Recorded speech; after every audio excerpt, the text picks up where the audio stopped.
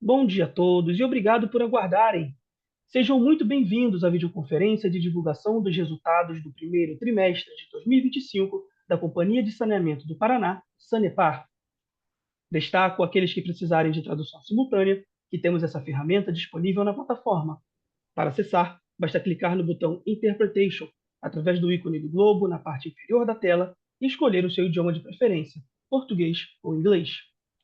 E para aqueles ouvindo a videoconferência em inglês, há a opção de mutar o áudio original em português, clicando em Mute Original Audio. Informamos que esta videoconferência está sendo gravada e será disponibilizada no site de RI da companhia, no endereço ri.sanepar.com.br, onde se encontra disponível o material completo da nossa divulgação de resultados. É possível fazer o download da apresentação também no ícone de chat, inclusive em inglês. Durante a apresentação da companhia, todos os participantes estarão com o microfone desabilitado e, em seguida, daremos início à sessão de perguntas e respostas. Para fazer perguntas, clique no ícone Q&A na parte inferior de sua tela e escreva sua pergunta para entrar na fila. Ao ser anunciado, uma solicitação para ativar seu microfone aparecerá na tela e, então, você deve ativar o seu microfone para fazer perguntas. Orientamos que as perguntas sejam feitas todas de uma única vez. E se por algum motivo a sua pergunta não for respondida durante o evento, solicitamos encaminhá-la para o e-mail ri@sanepar.com.br. Ressaltamos que as informações contidas nesta apresentação e eventuais declarações que possam ser feitas durante a videoconferência, relativas às perspectivas de negócios, projeções e metas operacionais e financeiras da Sanepar, constituem-se em crenças e premissas da administração da companhia, bem como informações atualmente disponíveis.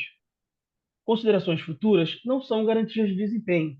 Elas envolvem riscos, incertezas e premissas, pois se referem a eventos futuros e, portanto, dependem de circunstâncias que podem ou não ocorrer. Investidores devem compreender que condições econômicas gerais, condições de mercado e outros fatores operacionais podem afetar o desempenho futuro da companhia e conduzir a resultados que diferem materialmente daqueles expressos em tais considerações futuras. Para iniciarmos, passamos a palavra ao diretor financeiro e de relações com investidores, Abel Demétrio. Bom dia, Rodrigo, obrigado. Bom dia a todos. Obrigado pela participação nessa videoconferência. Compõe aqui a mesa juntamente comigo o gerente contábil, Osiris Kostler, a nossa diretora de investimentos, Leora Lúcia Conte de Oliveira, e o nosso diretor de meio ambiente e ação social, o Júlio César Gonchoroski. Inicialmente, eu gostaria de passar a palavra ao nosso diretor-presidente, Wilson Bley, que está em viagem a serviço da companhia. Por favor, presidente, a palavra é sua. Bom dia a todos. Prazer estar com vocês. Agradeço aí a participação dos nossos diretores, dos nossos acionistas. Um dia importante para todos nós, um dia de evidenciar e poder comemorar alguns bons resultados que nós tivemos nesse período do primeiro trimestre deste ano. Eu estou em viagem, estou visitando aqui as nossas unidades no interior do Paraná. Estou agora em Cascavel, que é uma cidade muito importante, cuja cobertura de esgotamento sanitário supera 90%, então já está universalizada. E nessas discussões a gente precisa sempre fazer para que nós possamos alcançar os bons resultados, né, e fazer com que a nossa companhia seja o que é, uma companhia de muito sucesso. Eu queria só pedir a todos que pudessem evidenciar e poder visualizar alguns bons resultados que nós tivemos. O nosso resultado líquido superou a 218% adicionais se comparados ao primeiro trimestre do ano passado. Um fato extremamente relevante para nós foi a questão da inscrição do nosso precatório de perto de 4 bilhões de reais no orçamento, né, dentro da lei orçamentária do governo federal. Ele está lá não só registrado, mas como individualizado e de forma formal se estabelece esse compromisso de pagamento. Isso é um grande ganho para nós, uma ação que já vem correndo há muito tempo e agora a gente chega nessa fase final. Claro que nós temos que adotar as regras que são as atuais, então todos os registros contábeis adotam, mas medidas outras nós estamos tomando para que a gente ache a melhor equação na distribuição desse resultado. Uma outra evidência importante é a questão do PDV. Nós conseguimos terminar o nosso plano de demissão voluntária, 527 funcionários fizeram adesão, né, e já estão nesse processo. Isso vai trazer um resultado nas nossas contas, né, com payback aí de perto de 12 meses, mas isso traz para nós, né, essa reorganização administrativa que é muito salutar a essas companhias como a nossa.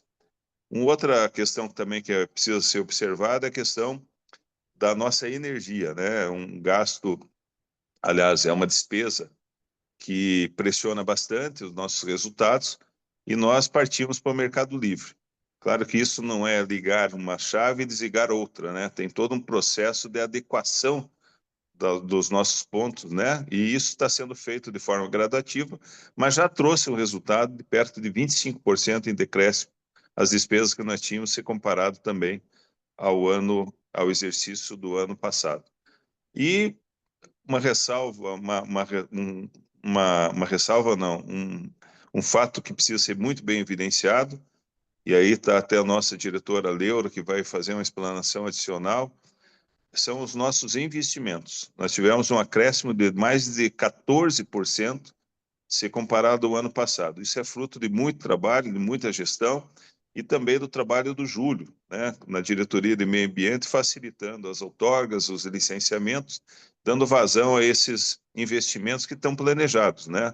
11,8 no ciclo de 5 anos e quase 2,6 neste ano. Então, terminando aqui, finalizando, eu acho que foi um período de bastante êxito e nós temos que hoje, ao relatar esses números, a gente ter bem a compreensão da responsabilidade e da maior transparência que a Sanepar está sendo administrada.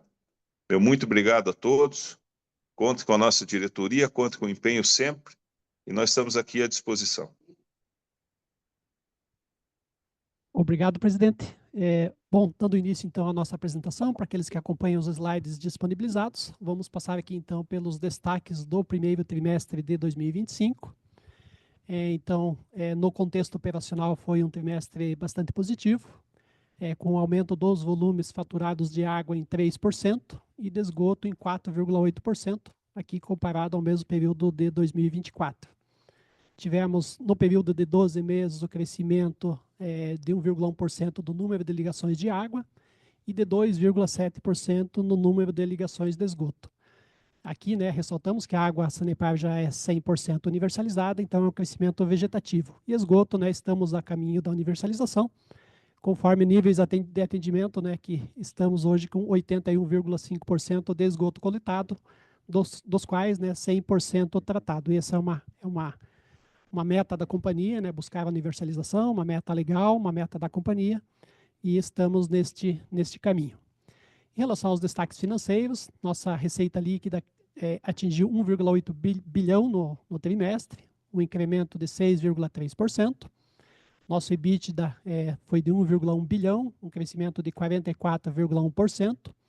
Aqui, claro, já com reflexo da contabilização do precatório, né, então ele já passa a ter uma parte... a parte que não é a parte financeira, aqui com impacto no EBITDA, a margem EBITDA também de 61,8%, e o lucro líquido crescendo 218,4%, como o nosso presidente falou, e atingido aqui, então, 1,2 bilhão de reais nos 3 meses.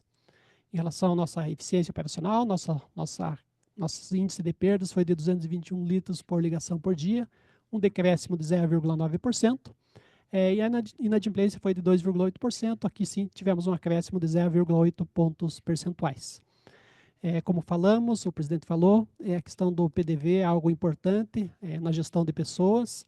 Tivemos aqui, então, estamos em fase de implantação, que iniciou-se em março, do PDV, com as 527 pessoas que estão sendo desligadas, né? Começou esse processo em março, abril já tivemos mais um tanto de pessoas, de empregados que se desligaram, e esse processo continua, né, com o repasse aí de conhecimento e da experiência de todas essas pessoas que foram e são muito importantes para a companhia. Os investimentos, até o final, se a Leora quiser explanar um pouquinho melhor, foram de 487 milhões. E, é claro, questão financeira aqui de atendimento aos covenants sempre olhado. Bom, no slide seguinte, vamos passar um pouquinho aqui pelo resultado operacional. Em relação aos volumes de água, né, tanto o volume medido quanto faturado. Então, a água, o volume medido cresceu 3,4% no primeiro TRI de 2025, se comparado ao primeiro TRI de 2024. E o volume faturado cresceu 3%. Já vínhamos de um bom crescimento no ano passado, que foi de 7,9%. Então, estamos aqui num crescente dos volumes faturados de água. Esgotamento sanitário, um crescimento de 5,1% no período no volume coletado, e no volume faturado 4,8%. Então, foi um trimestre operacionalmente muito satisfatório aqui para a companhia nesse sentido.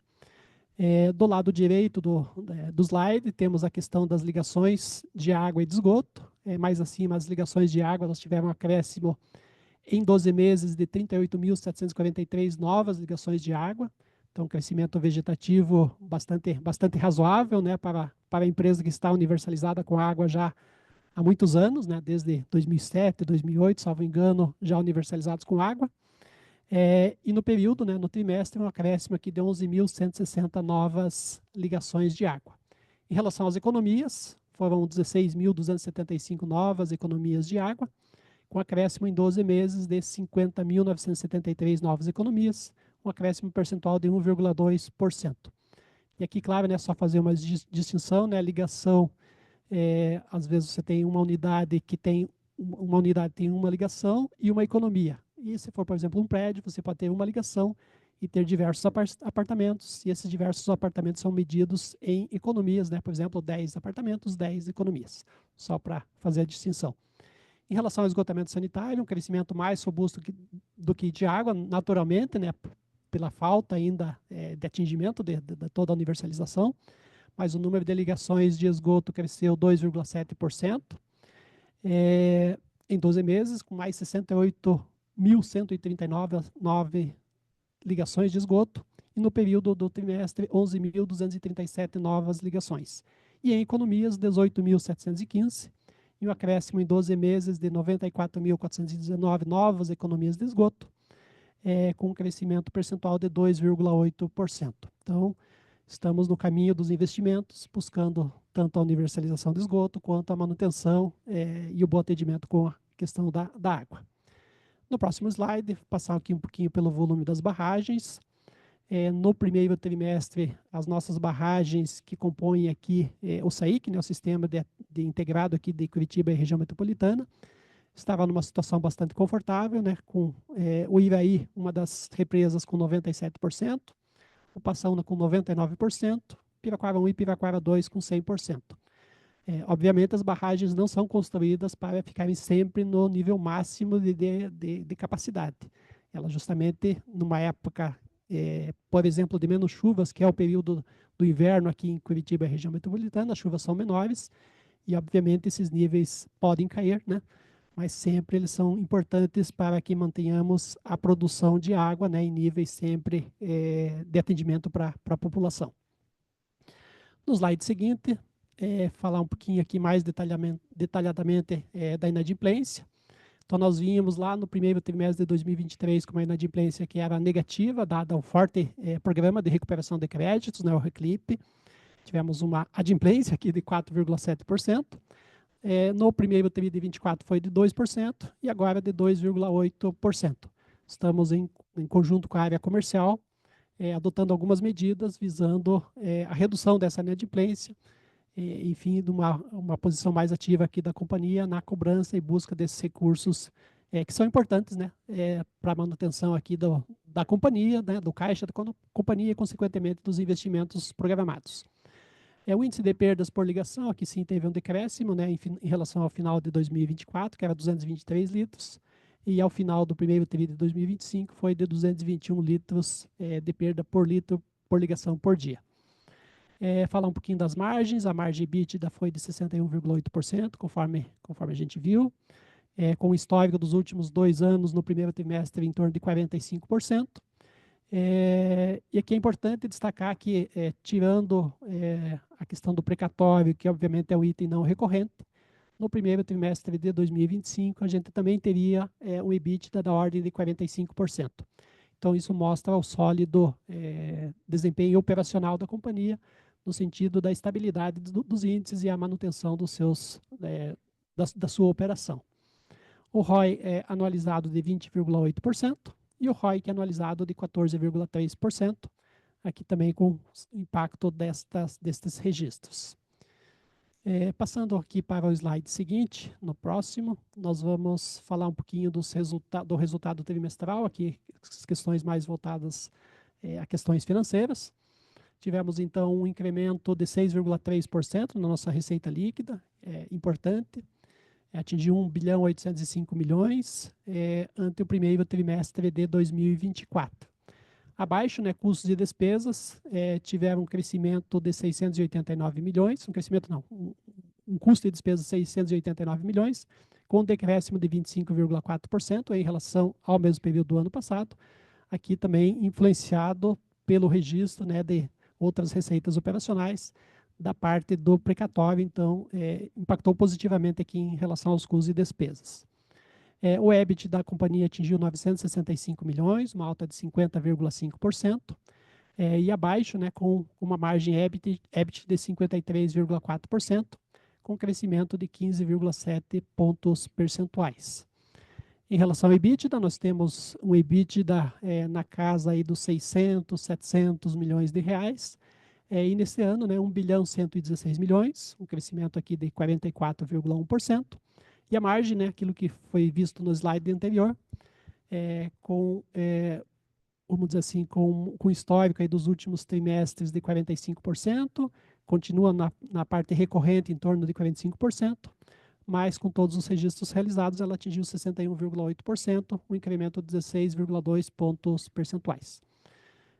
Da mesma forma, o lucro líquido, no final à direita do slide, nós vimos de um lucro na casa dos 300, 400 milhões, e neste período foi de 1.208 bilhões de reais, crescimento de 218,4%, com uma margem líquida que saltou de uma média de 22% nos trimestres anteriores para 66,9%, ou seja, uma alta aqui de 44,6 pontos percentuais.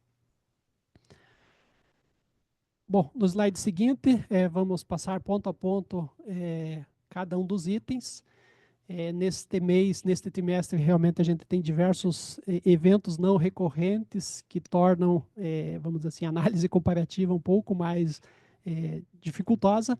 Por isso, a gente vai discorrê-la um a um aqui para que a gente possa ir passando pelos principais tópicos. Bom, como vimos, né, então, a receita líquida, esse é um ponto não recorrente, então aqui ok, né, cresceu 6,3%, atingiu 1.805 bilhões de reais, e o importante é observar que no ano passado, no mesmo período, já havia um crescimento de 16,8% em relação ao primeiro TRI de 23. Então, aqui naturalmente já partimos de uma base elevada, né, de crescimento, que foi a do ano passado, mas mesmo assim ainda mantivemos um crescimento da receita líquida bastante favorável. A primeira conta que nós vamos observar ali é a conta de pessoal, com um acréscimo de 80%, e aqui sim, né, começamos a ter dois pontos aqui de não recorrências que eu gostaria de explicitá-los, né? O primeiro, então, é a provisão em fevereiro, né, ou seja, no primeiro trimestre do programa de demissão voluntária, com 171,6 milhões provisionados, e que serão pagos aos empregados a partir do momento que forem sendo desligados em algumas parcelas.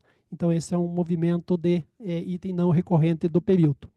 Além disso, a gente teve aumento aqui de baixas em processos trabalhistas, da ordem de 168 milhões de reais, cujo impacto, né, a contrapartida está na redução das provisões. Então, impactou a conta de pessoal, mas eu diria que o net muito próximo a zero, né, em função da reversão das provisões no item de provisões. Então, são esses os dois principais motivos, né, pelo qual a conta de pessoal apresenta toda essa variação no período, mas os dois movimentos são movimentos importantes, porque um adequa a questão do programa de demissão voluntária e outro, né, traz todo um trabalho que está sendo feito desde do ano de 2024 e que nesse trimestre foi, vamos dizer assim, ganhou mais corpo, que foi justamente deixar todas as ações trabalhistas devidamente atualizadas, inclusive conforme requerido pela nossa própria auditoria independente.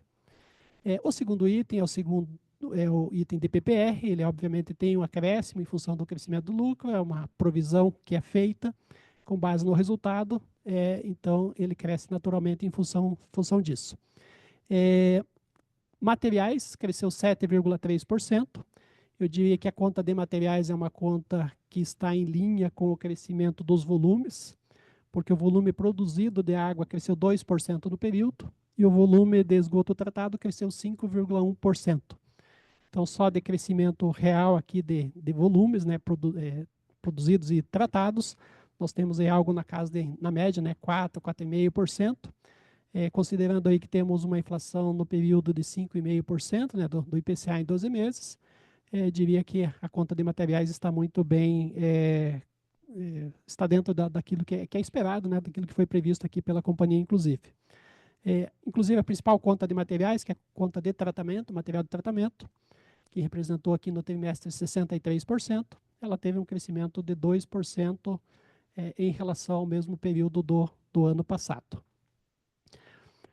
Energia elétrica, que é o terceiro item, aqui sim, conforme já comentado pelo presidente, um decréscimo aqui do custo da ordem de 37 milhões de reais, 36 milhões de reais. No primeiro trimestre de 2024, a gente gastou 144 milhões 370 mil com energia, e neste trimestre foi 108 milhões 94 mil. Quem acompanha as teleconferências há algum tempo, lembra que a nossa previsão de redução de custos de energia para o ano de 2025 é da casa de 150 milhões de reais. E nesse primeiro trimestre já temos aqui um resultado da ordem aqui de 36, 37 milhões de reais em função da migração para o Mercado Livre. Então, uma conta que foi bastante favorável. Lembrando, né, que isso também reflete futuramente em menores tarifas para a população. Serviços de terceiros, aqui também um crescimento importante, né, de 71,4%. Vamos passar aqui então pelos principais pontos. Na questão dos serviços técnicos profissionais, então nós tivemos a provisão para os honorários advocatícios referente à ação de imundidade tributária, né, dos precatórios. Então houve a provisão, obviamente esse pagamento é realizado a partir do momento que a companhia receba esses recursos, ou seja, que haja o ingresso dos recursos do benefício econômico dos precatórios, mas a provisão para esse pagamento já está feita. Por uma questão contratual de confidencialidade, a gente não divulga o valor, mas ele está em percentuais bastante razoáveis aqui negociados pela companhia quando dá a contratação deste escritório, mas, obviamente, né, em função do volume do precatório, né, qualquer percentual ele é bastante relevante. Ainda na questão de serviços de terceiros, poderíamos pontuar aqui a questão dos serviços de vigilância, que é um item que teve um crescimento significativo no período, né, em relação ao mesmo período do ano passado. E aqui a justificativa é pelo novo escopo contratual do serviço de vigilância, monitorada, principalmente aqui com câmeras em 1.596 endereços, e o CCF, né, que é o Centro de Controle e Fiscalização, que foi adotado pela companhia, que é um custo adicional, mas que os resultados de uma melhor vigilância impactam diretamente na qualidade dos serviços prestados à população, né? Nós tivemos há 2 anos atrás uma série de roubos, né, de cabos elétricos, roubos de cobre, e justamente um investimento aqui, um gasto maior, né, não investimento, um gasto maior aqui em serviços de vigilância, vem no sentido de não interrupção do abastecimento de água, de não interrupção do tratamento de esgoto, e com certeza, né, reflete num melhor faturamento da companhia, porque não temos essas paradas, né, e, como disse, né, com benefícios à população. Também a questão de alarmes, né, que nós substituímos para alarme mais câmeras, com aumento aqui de 693 postos, que foi um item importante aqui feito pela companhia no sentido de melhorar esta prestação de serviço. Tivemos algum acréscimo relevante também na questão de serviços de operação e manutenção predial, aqui a busca ainda em serviços de terceiros. aqui no intuito de deixar as unidades comerciais, operacionais da companhia sempre numa condição mais adequada, né, de funcionamento. Então, aqui foram alguns itens que foram gastos, principalmente aqui na GETESG, né, que é a nossa gerência de tratamento, de gerência regional de esgoto. Alguns pagamentos também para Paranavaí. E aqui em Curitiba também com a implantação desse sistema de abastecimento ali da CSB. E Pato Branco, né, que teve a expansão de serviços de instalação de sondas multiparamétricas.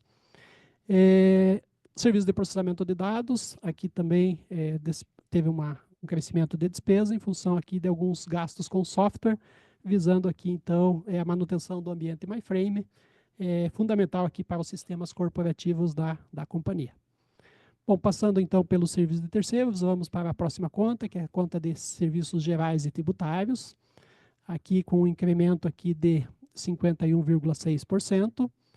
E aqui a gente tem, assim como tem na questão trabalhista, né, de pessoal, algumas baixas de indenização de danos a terceiros, indenizações trabalhistas a terceiros, que tivemos um incremento nesse período, em função de todo esse trabalho aqui de atualização, né, de todas as contas judiciais.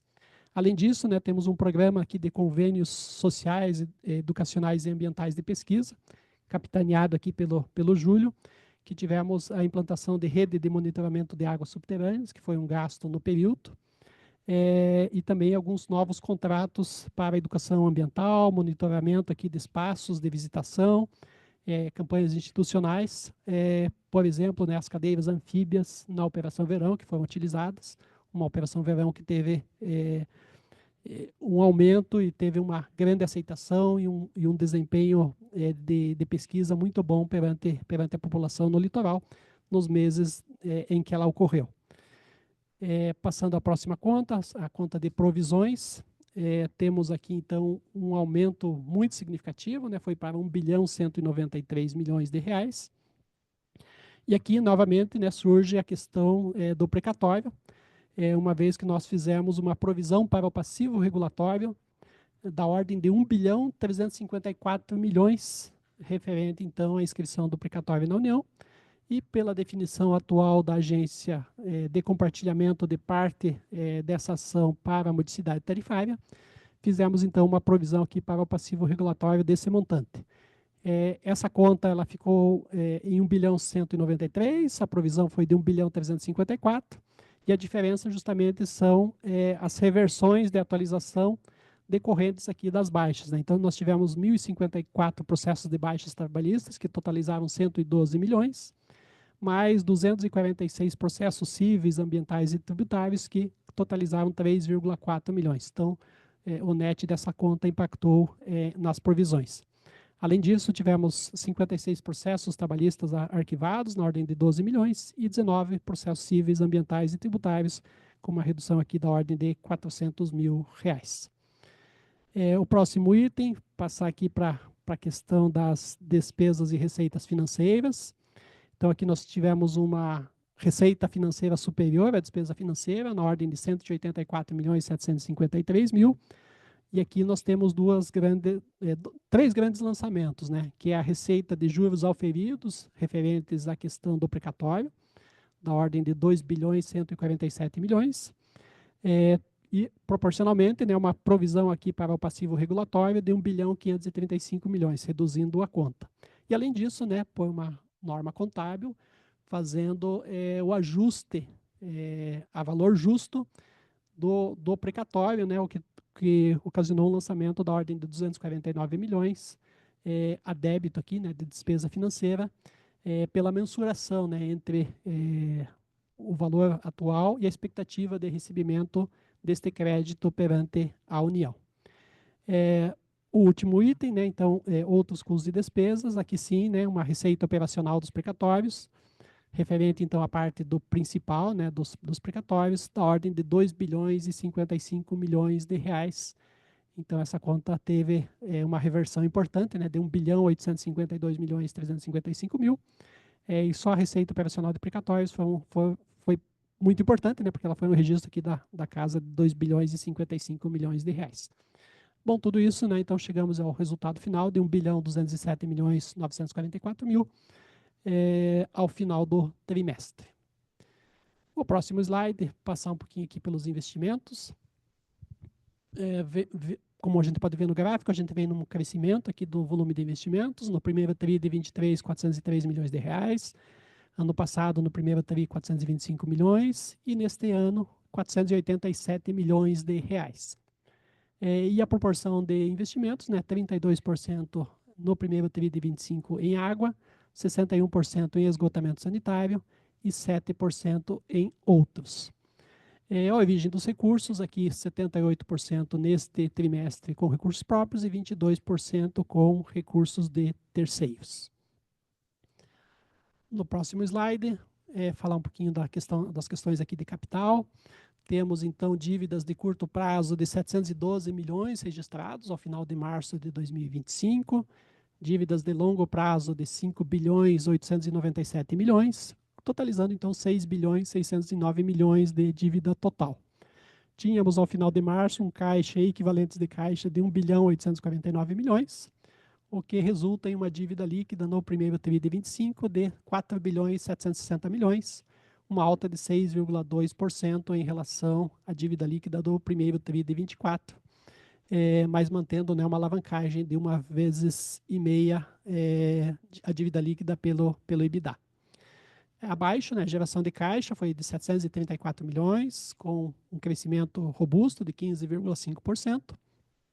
E aqui, obviamente, com o impacto dos precatórios, lembrando que ele tem, neste momento, um impacto contábil, de registro contábil, competência, mas ainda não temos o dinheiro, né, na conta. Então, por isso, a conversão do EBITDA em caixa teve uma queda, né, foi para 65,7% no período. Custo de capital de terceiros aqui, no período foi de 11,1%, muito em linha com o primeiro TRI de 2024, que foi 11%. E conseguimos manter, né, apesar do aumento das taxas de juros ocorridos aí nos últimos meses, de um certo aumento da inflação, uma taxa aqui do nosso custo de capital estável. Isso é importante, né, porque garante que a despesa financeira não tenha um impacto, né, uma força muito grande em cima sobre os nossos resultados. Isso é fruto, né, de uma dívida que está alocada a 34% em TR, então é uma variação que, obviamente, nos beneficia, porque ela não sobe no mesmo ritmo, por exemplo, de uma Selic. Inflação, né, 28%, DI 23%, aí sim, né, impactado sempre pelo aumento dos juros nessa parte da dívida. Temos mais 5% corrigidos pelo IPC da FIP, que é a alocação de ativos do litoral. TJLP, 4%, euro, 3%. Lembrando que na questão do euro nós temos o hedge cambial para DI, né, em torno de 80%, 81% do DI, que é a nossa taxa de hedge, e sem correção monetária, 3%. Então, esse é o nosso perfil aqui das dívidas que a companhia tem perante terceiros. No próximo slide, falar um pouquinho dos covenants, junto a todos os nossos agentes financeiros. Temos, então, em relação ao sistema BNDES, né, que são os contratos com o BNDES, as debêntures da quarta e sétima emissões, os covenants de dívida bancária líquida pelo EBITDA, então ele tem uma condição que tem que ser menor ou igual a 3, e no primeiro TRI de 2025 nós estamos com 1,45 nessa relação, né, entre dívida bancária líquida e EBITDA, estamos confortáveis nesse quesito. O próximo covenant é o EBITDA pelo serviço da dívida, que sim precisa ser maior ou igual a 1,5, essa é a condição mínima. Ao final do primeiro TRI, estamos com 2,7 vezes nessa relação. Outras dívidas onerosas pelo EBITDA, menor ou igual a 1, estamos com 0,35. Nos contratos da Caixa tem um covenant que é EBITDA ajustado pela despesa financeira líquida. Obviamente, como nós tivemos mais receitas do que despesas aqui no período, esse índice, que precisa ser maior ou igual a 1,5, ele disparou, foi para 122 vezes, 122,42 vezes neste covenant junto à Caixa. E dívida bancária líquida pelo EBITDA ajustado, que precisa ser menor ou igual a 3, com 1,11 ao final do primeiro trimestre. E outras dívidas onerosas pelo EBITDA ajustado, menor ou igual a 1, estamos com 0,27. Na sequência, falar um pouquinho das emissões a mercado, tanto da nona, décima primeira, 12ª, 13ª e 14ª. Temos os covenants de dívida bancária líquida pelo EBITDA ajustado menor ou igual a 3, 1,11%, é igual ao que vimos anteriormente. O EBITDA ajustado pela despesa financeira líquida também igual ao da Caixa, 122,42. Em relação ao contrato do KfW, nós temos ainda um covenant diferente, que é o grau de endividamento, e ele precisa ser menor ou igual a 60%, e neste trimestre encerramos com 51,6%, contra, no mesmo período do ano passado, 48,9%. Aqui o grau de endividamento também ele sofre um acréscimo em função do registro do precatório, porque vamos entender que vamos, a grosso modo, dos 4 bilhões, 3 bilhões vão para o passivo e 1 bilhão vai para o PL nesse primeiro momento, então esse registro. Então, obviamente tem mais um registro, o registro no passivo é maior que o registro no patrimônio líquido, aqui falando só em grandes números, Passar agora na próxima slide pelo balanço patrimonial da companhia. Nossa dívida líquida em relação ao final de 2024, ela caiu 1,4%, foi para 5 bilhões e 78 milhões de reais. Então, nossas aplicações financeiras foram de 1 bilhão 808 milhões. Os empréstimos financeiros, financiamentos já vimos, 6 bilhões 609 milhões. E dividendos e juros sobre capital próprio, 318 milhões de reais. Então, esse manteve-se estável. Capital de giro operacional, um decréscimo aqui de 33,5%, foi de 572 milhões 194 mil. A principal conta de variação, justamente salários e encargos sociais, dado a provisão feita para o pagamento aqui do PDV, Então, ele acaba impactando em salários e encargos sociais com este crescimento. Obviamente, a partir do momento que vamos pagando as indenizações, esse volume tende a voltar a um nível mais normal, que nos outros anos era da ordem de 288, 285 milhões de reais. Outros ativos e passivos, um incremento aqui de 57,4%, com outros ativos aqui e passivos com um incremento aqui de 70,3%. Nosso PL de 12 bilhões e 36 milhões de reais, com giro de capital de giro operacional de 29 dias, mas aqui naturalmente, como quando a gente for realizando a questão dos pagamentos dos salários e encargos, esse capital de giro tende a voltar para mais dias, comparável ao que acontecia nos exercícios anteriores. Finalmente, falar aqui um pouquinho do fluxo de caixa. Tivemos aqui no primeiro TRI de 2025 as atividades operacionais trazendo 15,5% a mais aqui de geração de caixa nessas atividades, atingindo 733 milhões 674 mil. Tivemos nas atividades de investimento um gasto adicional de caixa de 14,3%, atingindo 485 milhões 140 mil. As atividades de financiamento consumindo 200 milhões 668 mil reais de caixa. Aqui tivemos um resultado menor do que no ano passado, no primeiro TRI, dado que no ano passado a gente teve a captação das debêntures já no primeiro trimestre. Mas no final do dia, a soma desses itens teve um aumento no caixa no período de 47 milhões 867 mil, passando de 1 bilhão e 800 para 1 bilhão 844 milhões em caixa, mas se comparado ao primeiro TRI de 24, uma redução aqui de 3,4%. Bom, essa é a apresentação sobre os resultados do TRI. Eu só gostaria de disponibilizar aqui para a Leuva, se ela quiser falar aqui das principais obras já nesse início, ou prefere... Tá. Então, se essa questão dos investimentos, que é uma questão relevante, nós temos diversas obras aqui sendo executadas. Se tiver interesse, obviamente, nas perguntas, a Leuva responderá aqui com um prazo um pouquinho maior. Bom, Rodrigo, essa foi a apresentação. Eu devolvo a palavra para você para seguir, ok? Perfeito. Senhoras e senhores, iniciaremos agora a sessão de perguntas e respostas. Lembrando que para fazer perguntas, orientamos que sejam enviadas via ícone de Q&A, no botão inferior de sua tela. Seus nomes serão anunciados para que façam sua pergunta. Nesse momento, uma solicitação para ativar seu microfone aparecerá na tela.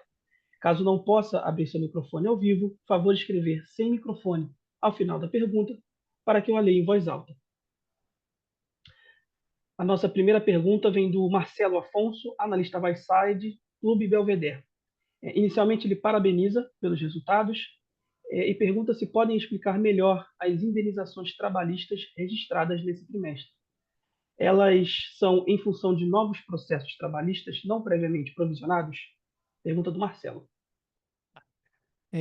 Obrigado, Marcelo, pela sua pergunta. Nesse quesito, eu vou passar para o Osiris, né, nosso gerente contábil, que vai falar, então, tanto a respeito aqui das baixas, né, trabalhistas, quanto a questão das provisões para um melhor entendimento.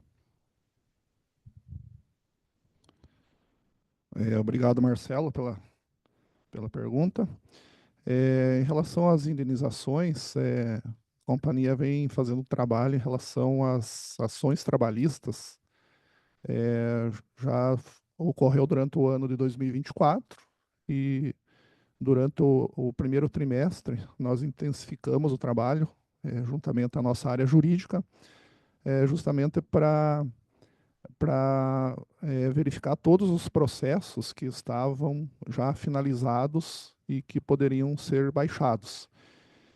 Então, como você pode ver no resultado, nós tivemos um impacto significativo, né? Então, baixamos ações trabalhistas, em torno de 170 milhões de ações que estavam finalizadas, que tinham provisão, né? E que tinham depósito judicial também registrado lá no ativo, né?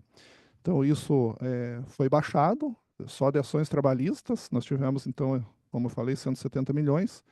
Indenizações trabalhistas a terceiros, em torno de 22 milhões também. Então, isso trouxe um impacto, né? Aí nessas duas contas. Em que pesa net, né? Olhando no resultado, ele praticamente foi nulo, né? Porque nós acabamos revertendo, então, a provisão e constituindo uma despesa de pessoal e lá no grupo de gerais e tributárias. Então, isso também trouxe um benefício fiscal para a companhia, porque até então essas provisões elas estavam como um diferido, né? Então nós não estávamos utilizando uma despesa dedutível. Então, a partir do momento que nós baixamos todos esses processos, nós acabamos na apuração do lucro real tendo um benefício, né? Uma dedutibilidade de uma despesa que reduziu o nosso recolhimento de impostos. Bom, basicamente é isso.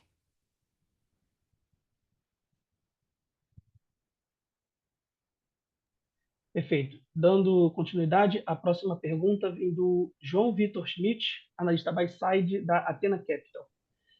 Poderiam dar mais detalhes sobre o incremento de inadimplência e sobre qual a perspectiva da companhia para o futuro desse indicador? Foi a pergunta do João Vitor. Olá, João Vitor, obrigado aqui pela sua questão. Realmente falar de perspectivas para a inadimplência, além de ser uma projeção, né, o que não é usual aqui pela companhia, nós temos fatores, obviamente, macroeconômicos, né, que influenciam nessa questão. Mas eu posso dizer aqui, assegurar, né, que várias medidas estão sendo adotadas para que a companhia possa voltar ao nível que a gente considera adequado de inadimplência. E algumas ações como, por exemplo, né, um novo programa de parcelamento foi lançado. Os efeitos no primeiro TRI ainda não foram sentidos, mas esperamos que já no segundo trimestre, em função desse novo programa, resultados positivos advenham disso, né? Também estamos buscando uma série de mudanças tecnológicas no sentido de permitir ao cliente mais disponibilidades de pagamentos, né, via, por exemplo, cartão de crédito, utilizando a maquininha, evitando os cortes, para que o cliente já possa, isso já está numa fase final aqui de teste, ou seja, oferecendo meios de pagamento para os usuários, evitando assim que, primeiro, que o cliente tenha seu serviço cortado, né, e segundo, que ele possa também regularizar os débitos pendentes, que muitas vezes, às vezes, até acabam, né, não sendo não sendo registrados adequadamente no primeiro momento. O melhor momento é o momento inicial, né? Quando se passa muito tempo, já se tem mais dificuldade de recebimento. E temos outras ações junto aqui a órgãos, no sentido de que a gente possa fazer uma cobrança mais ativa em cima desses débitos, visando justamente a redução desta inadimplência. Então, são várias ações, João Vitor, que estão sendo tomadas, já estão em andamento. Boa parte delas iniciou no segundo trimestre, no início do segundo trimestre, e outras estão iniciando agora no mês de maio, e que esperamos, se o resultado não vier ainda no segundo tri, provavelmente no terceiro trimestre já teremos resultados mais dessas novas ações. Vamos aguardar se elas serão suficientes, né? E se conseguiremos trazer aqui para um nível mais adequado em relação àquilo que também a gente considera como inadimplência, né? Lembrando, né, que a AGEPAR concluiu a terceira revisão tarifária periódica e tivemos, então, nessa questão do EID, né, que justamente é aquela inadimplência contumaz, uma melhoria do nosso índice de 0,42% para 0,66%. Obviamente, isso traz para a companhia, né, uma receita melhor em função do reconhecimento pela agência dessa inadimplência contumaz. Mas aqui o objetivo, né, não é que um pague pela conta dos outros, né, ou que todos paguem por aqueles maus devedores. O objetivo sempre é ter uma inadimplência muito controlada e dentro de níveis históricos que são sempre muito razoáveis aqui pela companhia. A próxima pergunta vem do Yuri Goulart, analista buy-side, Trilha Investimentos. Ele gostaria que pudessem elaborar um pouco melhor sobre o precatório. Como estão as tratativas com o regulador e como a companhia interpreta o compartilhamento de 75% para modicidade tarifária? Quais as demais medidas para a distribuição desse valor? Como será o tratamento tributário sobre o montante? Enfim, no que puderem dar mais cor para os stakeholders seria de grande valia. Essa foi a pergunta do Yuri. Yuri, obrigado pela sua questão. Realmente a questão do precatório é uma questão bastante complexa, mas eu vou buscar aqui dar um panorama geral, né? Quando a gente olha para o precatório que está escrito na lei orçamentária da União, nós temos lá o valor total, né, de 3.979 milhões de reais. Isso na referência março, abril de 2024. Então, nesse momento, a companhia atualizou esse precatório pelo IPCA-E, né, até março de 2025, que é o índice de atualização durante o período de graça constitucional. E resultamos aqui num incremento, né, esse valor de 3.979, então o registro foi para 4 bilhões, deixa eu só passar o número correto, 4.203 milhões de reais. Este precatório ele tem duas naturezas, né, uma natureza que é o principal e uma outra que é a questão da atualização monetária pela Selic, né, até março de 2024, e daí pelo IPCA-E, durante esse período de graça constitucional que eu falei. Isso se caracteriza como um rendimento financeiro e por isso ele é tributado, né, à razão de 4,65% de COFINS e PASEP. A companhia já registrou este montante e já recolheu, né, isso foi um valor da ordem aqui de 100 milhões de reais, uma vez que a legislação determina, né, que após auferido o rendimento, você precisa recolher isso no mês seguinte. Então, essa questão tributária em relação ao precatório. Temos em relação à AGEPAR uma definição de 75% de compartilhamento. Isso foi definido numa regra geral de compartilhamento para este item, né, que são a recuperação de créditos fiscais. Como a informação que a companhia dispõe hoje é sobre este montante, ela fez uma provisão, né, para o passivo regulatório. No entanto, né, conforme já divulgado aqui em dois fatos relevantes, a companhia solicitou à agência, né, que faça um tratamento específico para este caso, dado né, a sua natureza sui generis, né, porque estamos falando de um precatório que é originário de uma ação de 1994, eu gosto de repetir que é anterior ao Plano Real, é mais velho que o Plano Real, por poucos dias, mas é mais velho. Então, a companhia requereu junto à agência um tratamento, uma análise, né, na verdade, bastante detalhada sobre o tema, né. Entendemos que a agência tem todo um trabalho que é bastante complexo para ser realizado sobre o tema, né? Haja vista o precedente que a gente tem no caso das distribuidoras de energia elétrica, né, com a tese do século, né, sobre a questão também de indébito tributário, e é um tema bastante ainda não consolidado em termos, eu diria, de ter um marco, né, da forma de compartilhamento desses benefícios.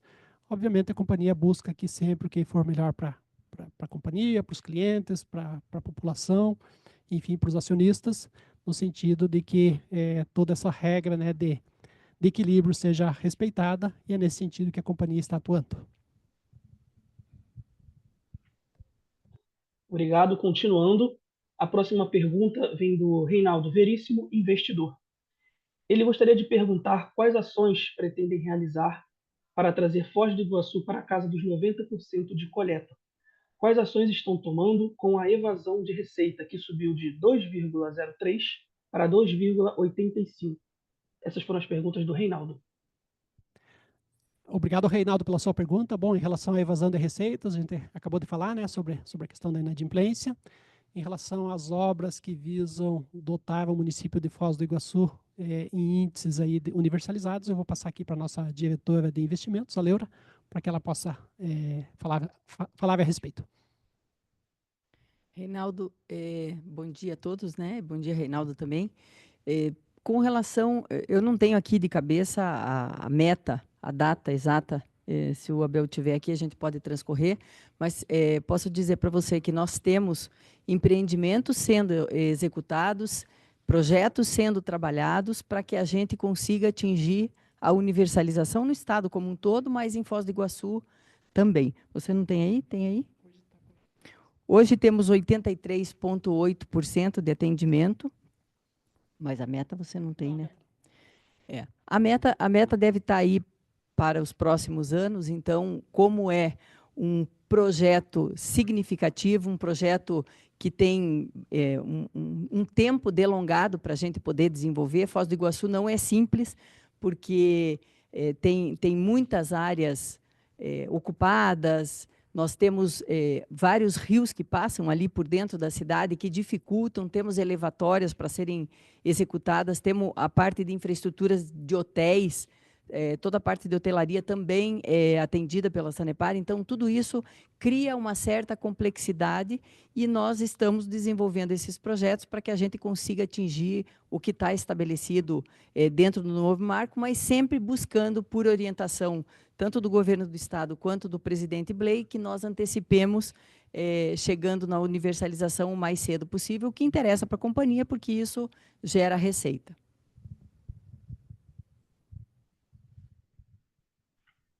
Continuando, nossa próxima pergunta vem do Renan Souza, investidor. Ele nos traz 3 perguntas. Número 1. Temos visto os custos de terceiros crescerem bastante a cada trimestre. Há um plano de contenção? Número 2. O resultado da tarifa foi suficiente para a companhia na sua avaliação? E número 3. Há a intenção de promover, junto à agência, um processo de discussão para avaliação anual dos ativos, como em São Paulo? Essas foram as perguntas do Renan. Obrigado, Renan, pelas suas perguntas.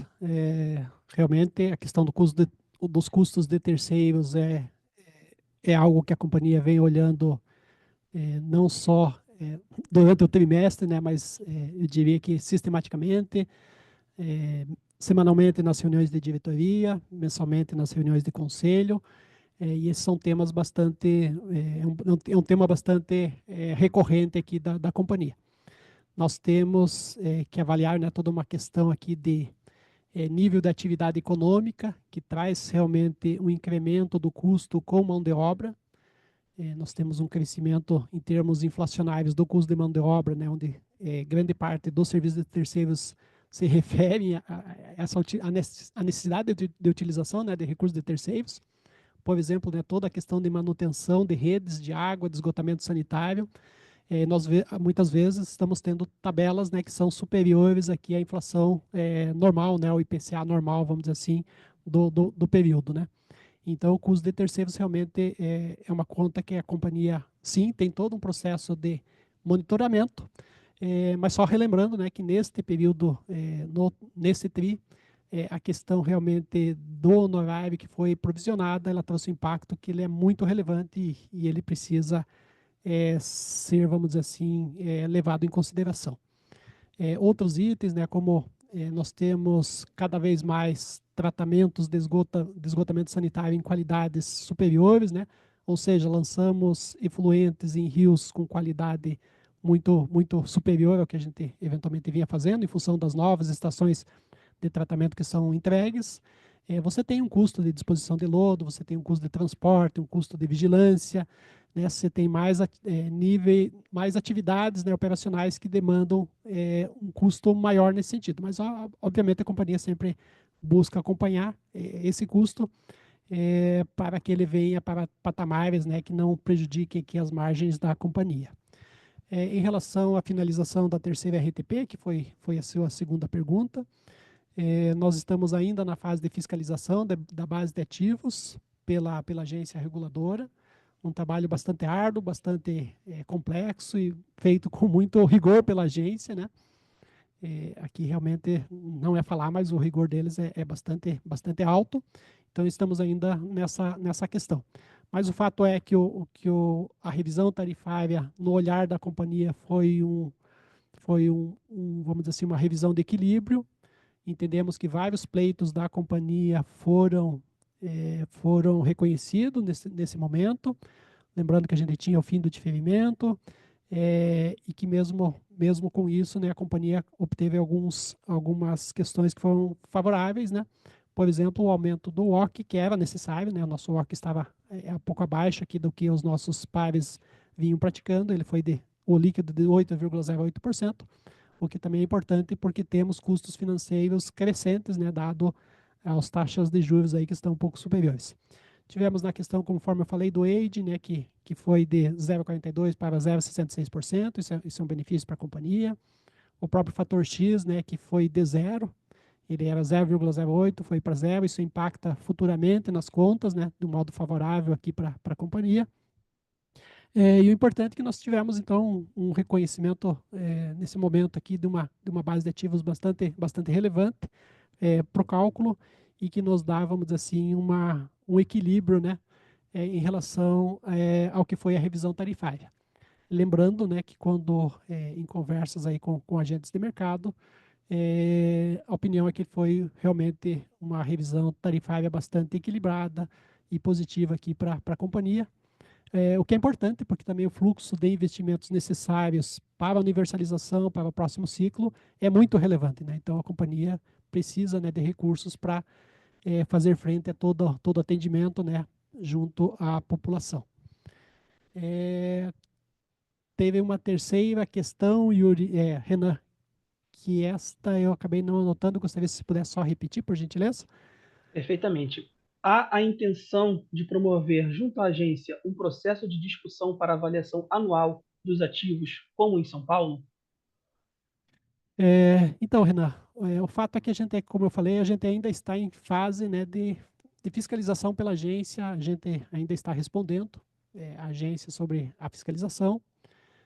Recebemos essa notícia lá de São Paulo, né, eu acho que é uma notícia que atualiza anualmente essa questão, mas ainda não chegamos nesse ponto de discutir com a gente. Hoje ainda temos, até porque, né, Renan, a gente veio de basicamente 3 revisões, uma em sequência da outra, né? Teve a segunda, que foi dividida em 2 fases, então teve em 21, teve em 23, agora teve em 25, e o fato é que a gente precisa respirar, né, para atender todas as demandas aí de uma agência, né, que está cada vez mais instrumentada, né, com equipe técnica, com profissionais gabaritados, e as exigências têm crescido aqui para a companhia.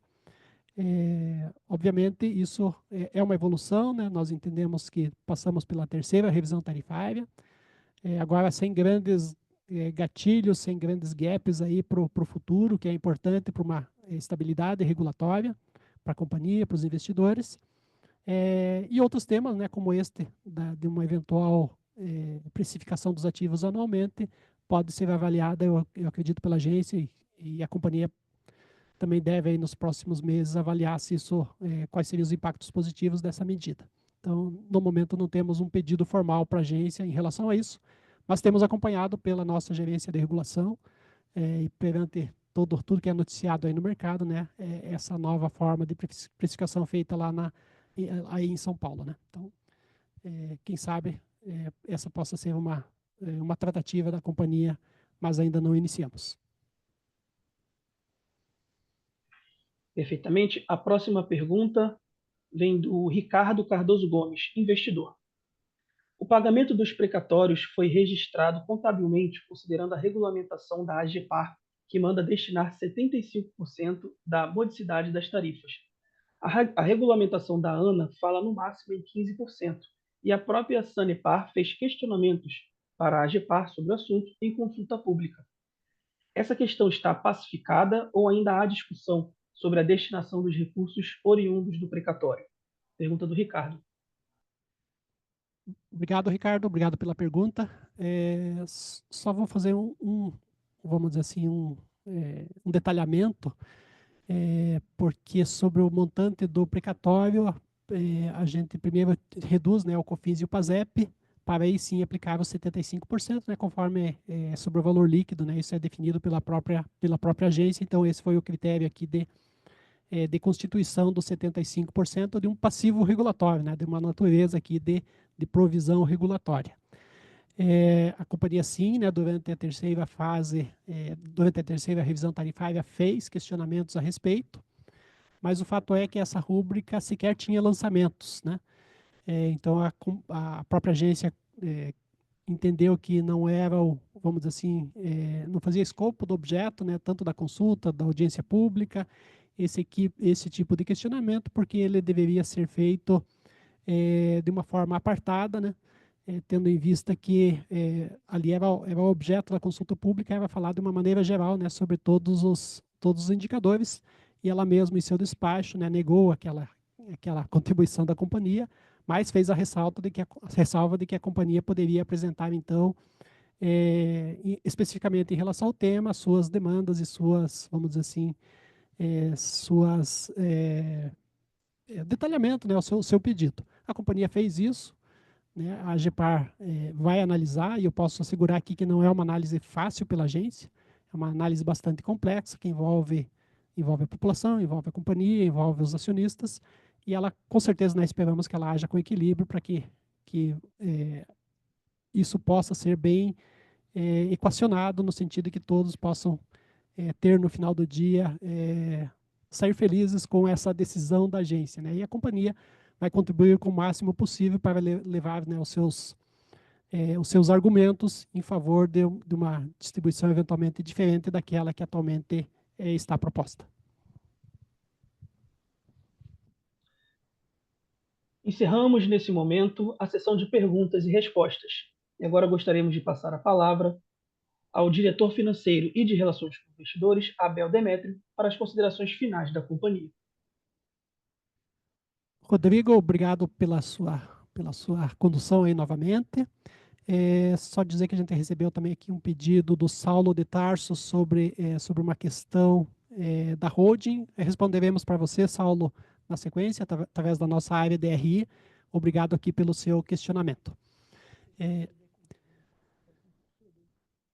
Tá, a Leura, né, está complementando aqui que a meta de atingimento dos 90%, né, que é o índice de universalização, em 2027, e obviamente para Foz do Iguaçu, e obviamente para este município a companhia pretende fazer todos os esforços para atingir aquilo que está pactuado no contrato. Bom, agradeço a todos aqui então a participação nessa videoconferência, agradeço também a equipe aqui da Henrique que nos auxiliou, e desejo a todos aqui então um excelente final de semana. Obrigado. A videoconferência de resultados referente ao primeiro trimestre de 2025 da Sanepar está encerrada. Muito obrigado aos participantes e tenham todos um excelente dia.